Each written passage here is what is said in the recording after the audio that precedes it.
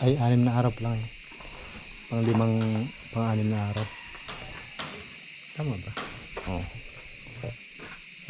Lagyan ng ano, formas sa puste. Hindi. Tapos ito minatambak nila mga kalahati siguro. Hindi kalahati.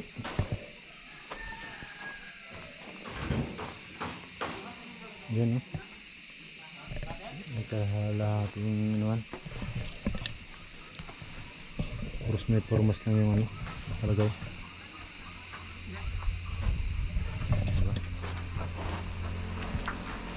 Kulang pa yung panambak, mga 1 load pa siguro. Tapos doon sa likod yan din, hindi ba makikita nyo yan siya. Ano pa lang puste na bali lang formas, tatlong nakaporma na ano, anuhan ng ano, puste. Yung bulok na kahoy. Ano sa likod parang may tumulo din.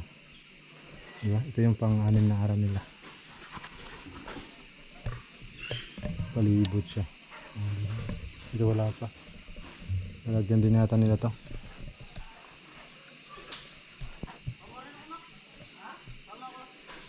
Ayan mga busing. Yun o.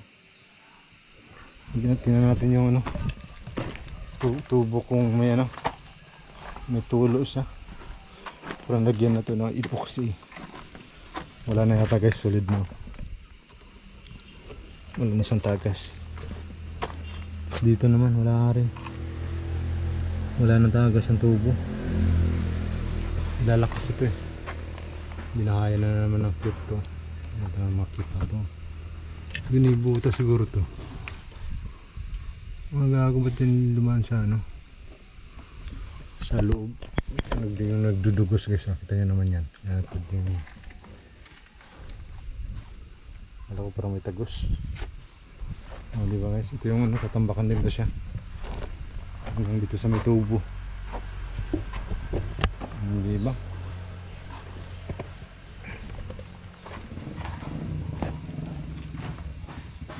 Yun na guys yung pang 6 na araw nila. Diba? Yan guys, hirap pala magpano pero tuloy natin to para mapalitan ng yero. Ayun, bulok guys, natin nyo. Butas butas. Wala kung ano to, okay, ano niya, 5 6 7. Ayan o.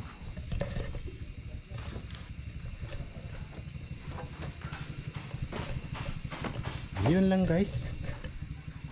Next ulit. Di ba? Bye. Pang 6 na araw.